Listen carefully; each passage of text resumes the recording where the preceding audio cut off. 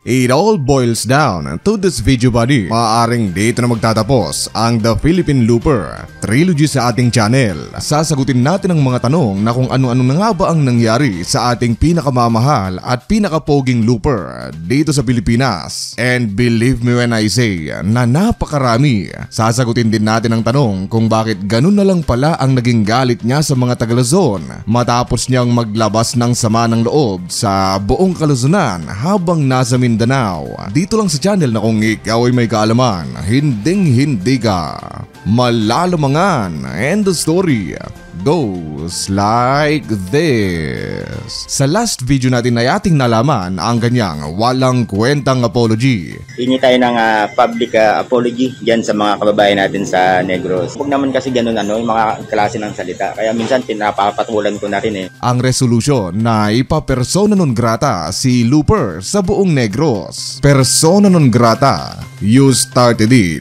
may tiwason o ikaw ang nagsimula. Ako ang tatapos. Mga litrato at video ng pagiging chickboy ni Looper. And boy oh boy, I am absolutely wrong dahil simula pa lang pala ang mga iyon. Napakarami pang senyales ng pagiging niyang manyakol ang ibabahagi ko dito sa videong ito. Sa last video rin natin ay iniwan natin ang kwento sa paparating na laban ni Looper kontra kay Bad Boy ng Cebu. At alam nyo na siguro ang lahat ang kinalabasan ng laban. Wala rapat na sponsor sa dental. Right now, makita ninyo. Basta uy, uy, uy! Wala! Hala! Hala ka diya. Wearing blue headgear. Hala, hala, you're wrestling! Hala, you're wrestling! Hala ka diya. Oh my God! Ikaduhan na down. So yeah, wag na tayong magpaligoy-ligoy pa. Let's go to the present. Ano-ano na nga ba ang pinakabagong balita dito kay Looper? Unang-una sa lahat ay it's official na imbes na certificate of recognition ang natanggap ni Looper ay ni-recognize lang naman siya bilang kauna-unahang looper sa buong mundo na persona non grata, na persona non lakad siya buddy dahil hindi na siya welcome sa buong Negros Oriental. As it is hereby resolved that the Sangguniang Panlalawigan of Negros Oriental declares Mr. Ferdinand de la Merced persona non grata in the province of Negros Oriental. Any objection? Hearing none, the motion is approved.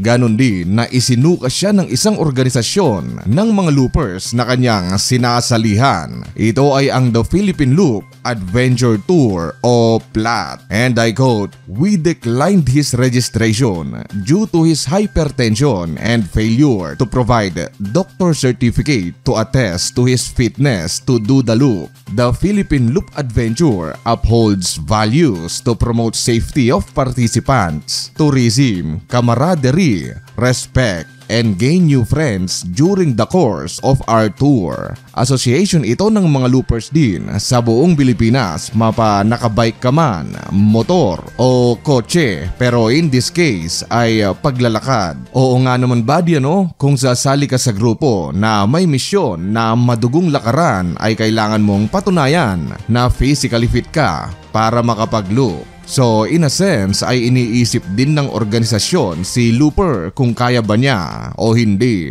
And buddy, knowing itong si Looper na may ugaling hindi talaga nagpapatalo ay nilabanan niya ang statement na ito ng PLAT at sinabing, "Gusto ko talaga magpa-register sa kanila. Kaso ang nangyari sa sobrang excited, napainom ako para sa farewell sa akin sa lugar ko sa QC. Kinabukasan, nagpa-medical ako pero hypertension at kung saan-saan ako dinala ng doktor. Punta rito, punta ron, bayad dito, bayad doon. Resulta, hypertension. Kachat ko yung sekretary ng PLAT. Sinabi ko sa kanya na bagsak ako sa medical at sinabi ko sa kanya na tuloy pa rin ako. I-recognize man nila o hindi, pero sinabihan nila ako na baka hindi ko kayanin kasi mag-isa lang ako. Pero pinatunayan ko na kaya ko as a hiker, sanay kaming uminom at maglakad ng sagaran. Yun ang katwiran ko bukod sa nag-training pa ako ng 10 months para magpalakas pa. That's why Philippine Loop Hiking Edition ang pinakilala ko."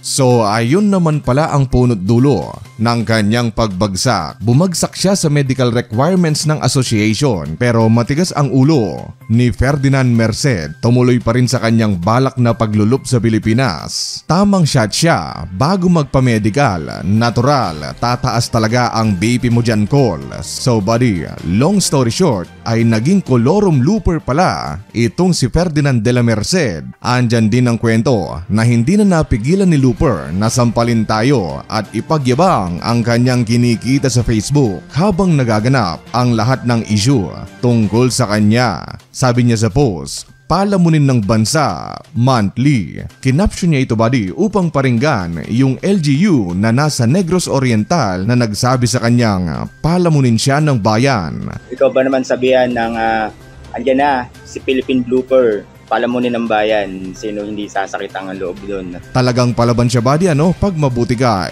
mas mabuti siya at pag masama ka naman mas masama itong taong ito. Kung i-convert mo sa peso, ang $2,000 ay more or less 100,000 na ito. Tapos yung isa na not yet paid ay another $2,000 na naman. So more or less, sinampal niya tayo ng 200,000 na take home pay niya in a span of 1 to 2 months lang ng kanyang paglalakad. Paldo!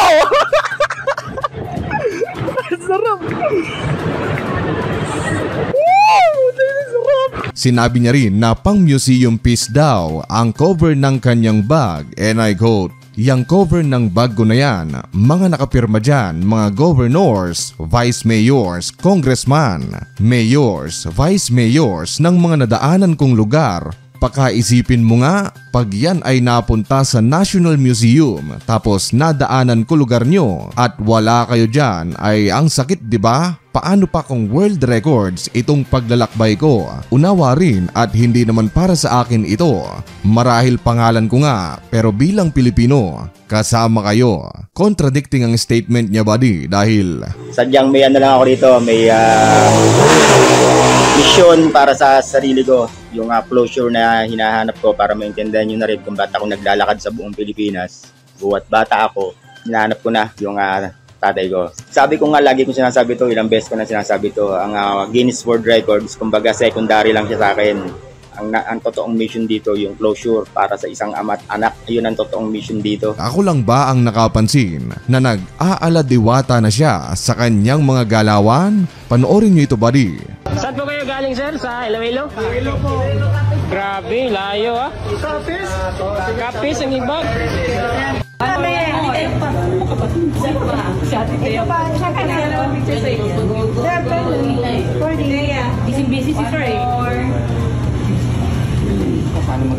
Same position, same vibes, and same energy. Umabot pa sa punto na bawal umanong hawakan itong si Looper. Bawal hawakan! Bawal hawakan! Bawal hawakan! Ay pribado, bawal ipakita to, hindi dapat hawakan. Oo na, bawal na kung bawal hawakan pero pupwedeng Pero wag ka, ang energy pala ni Looper ay tila nakareserve lang para gamitin tuwing may isang magandang chicks ang lumapit sa kanya para magpa-picture. Heto ang kanyang reaksyon pag simpleng lalaki ka na nagpapa-picture. Idol, welcome sa Dumaguete, Idol. Bago ka lang? Okay lang ako maglalakad. Ngayon lang, saan? Hanggang saan ka ngayon? At heto naman, pag isang magandang babae, pag magpa-picture ka sa kanya.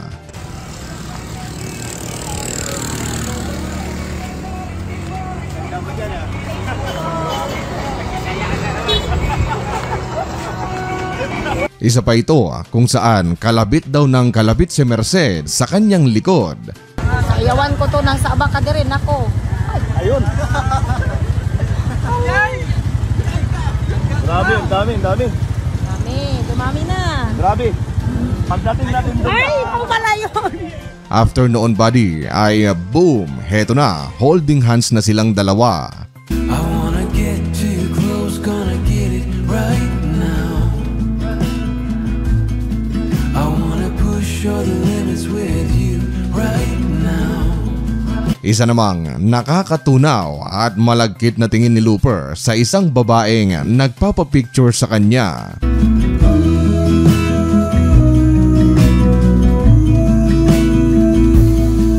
People talk and tell what you wanna hear now, but they all disappear. Sunset aesthetic vibes ni Looper kasama ang isa na namang babae.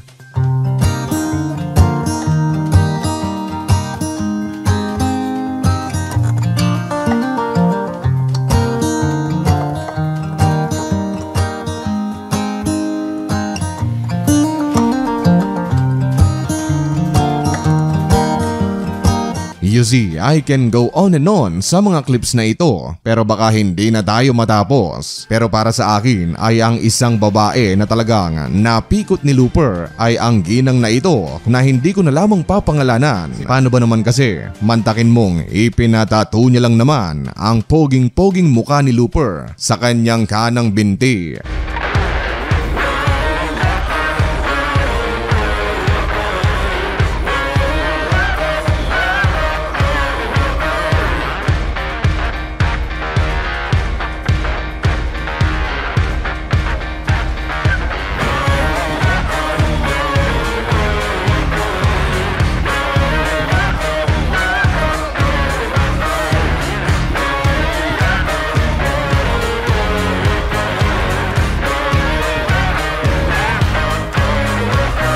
And you probably wondering, ano kaya ang pumasok sa kokote ng babaeng ito kung bakit ginawa niya ang pagpapatato sa poging mukha ni Looper? Basahin natin ang kanyang sinabi. Pinamarka ko siya sa katawan ko, not only a fan, but hanga ako sa katatagan niya sa kanyang dedikasyon sa paghahanap ng kanyang airpot.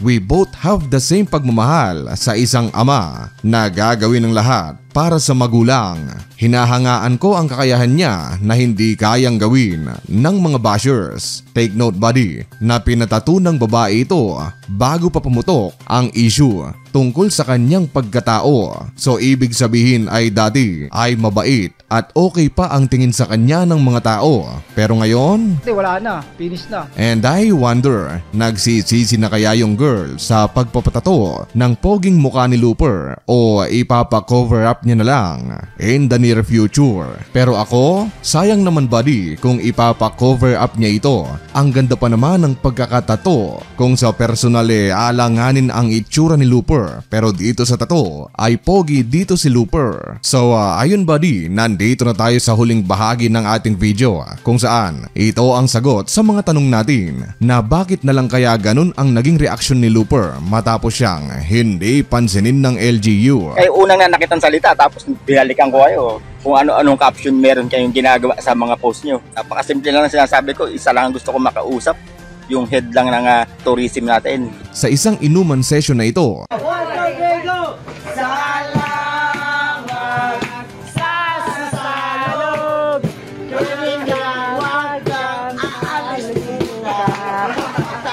ay naglabas ng sama ng loob si Looper tungkol sa mga taga Luzon at sinabi niyang, Lugar ko, Luzon. Kwento ko lang. Maganda kasi malaman din ng mga kababayan natin kung bakit ano ko ng post na sinabi ko. Dapat ganito naramdaman ko sa Luzon, pero mas naramdaman ko sa Mindanao. Sarap sabihin ko Luzon, huwag na kayong bumawi. Kaya inuna ko yung Luzon kasi taga Luzon ako. Kaya inuna ko yung Luzon kasi taga Luzon ako. Ngayon, pagdaan ko na Luzon, kailangan pa bang makilala ang isang tao para i-entertain? Ako bilang isang taga Luzon, kailangan pa ba makilala yung tao para i-entertain? Yung gusto ko maramdaman sa Luzon, dito ko naramdaman sa Mindanao. Shout out sa Luzon. Shout out sa Luzon ha. Lahat ng certificate of recognition, Mindanao ko naramdaman. Hindi ko nilalat ang Luzon ha. May mga taga Luzon din naman na sumuporta sa akin. Batanes, Catanduanes. Dumadaan ako sa lugar ko. Wala na. Kitam, hindi lang dahil sa naranasan niya ang pagiging VIP doon sa Mindanao, kaya ganun na lang ang kanyang naging ugali nang hindi siya pansinin ng LGU sa Negros, kundi buhat pa man nung una na sinisimulan niya ang loop na ito ay mataas na ang tingin niya sa kanyang sarili. Gusto niyang ituring agad siya na VIP kahit na wala pa siyang napapatunayan. You see, the reality is sa unang sabak mo sa kung anumang larangan ay wala talagang papansin sa'yo. Pero kalaunan, pag nagpursige ka at hindi sumuko ay malaki ang tsansa na makikilala ka talaga ng marami sa kung anuman ang larangan na iyong tinatahak at tuluyan mong ikasikat. Pero itong si Looper ay ayaw na dumaan sa proseso. Ang gusto niya agad ituring na VIP at dumugin ng maraming tao. Intarak ako sa mga municipalities, hanapan ba ako ng ID? Naranasan ko yan sa Luzon. Luzon, shoutout sa inyo. Ayan, andito na naman tayo sa ID buddy, ano? Natural, nahahanapan ka talaga ng ID kasi hindi ka pa nga kilala. At syempre, kailangang i-verify ng LGU kung ano nga ba ang pakay mo sa barangay nila. Sa dinami-dami ba naman ng mga taong masasama ang loob ngayon, mas maganda na ang sigurado.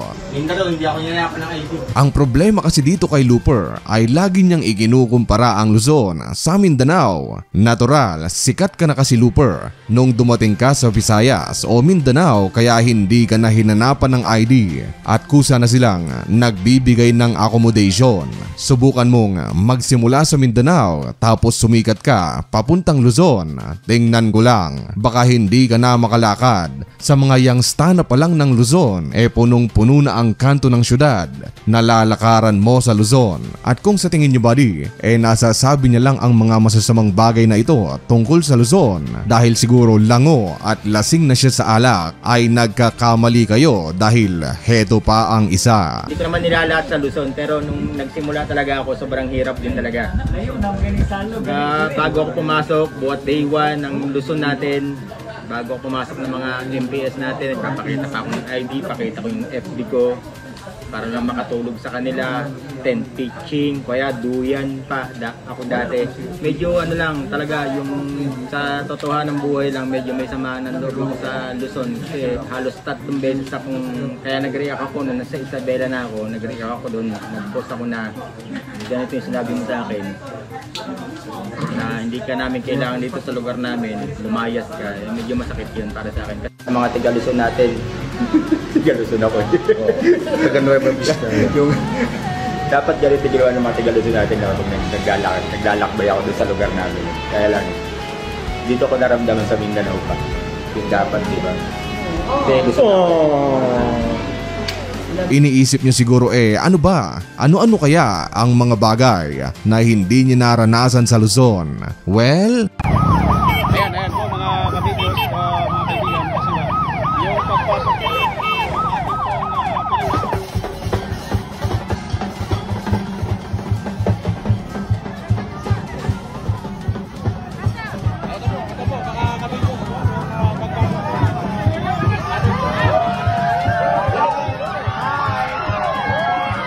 sabi ko nga kanina buddy, sikat na kasi itong si Looper nung dumating sa Mindanao kaya marami na ang nakaabang at nakaalam sa kanyang pakay. Hindi niya na inisip kung saan siya nagsimula kaya naaalala ko tuloy yung kasabihang ang hindi marunong lumingon sa pinanggalingan ay hindi makakarating sa paroroonan. At ayun, nagkatotoo nga dahil imbes na makarating sa paroroonan ay naligaw si Looper sa boksingan. Let's welcome him on stage. That's Philippine Looper, Ferdinand de la Merced. Nakita na ganyan sa personal. Kung pinanood mo ang part 1, part 2 hanggang part 3 o kung bago ka pa lang sa channel at hanggang dito ay nanonood ka pa rin, ay from the bottom of my heart ay maraming salamat sa paglalaan nyo ng inyong precious time upang sabay-sabay nating alamin ang kanyang kwento. Good luck Ferdinand de la Merced sa kung anuman ang gusto mong gawin sa iyong buhay at tutulugan ko na ito buddy and goodbye.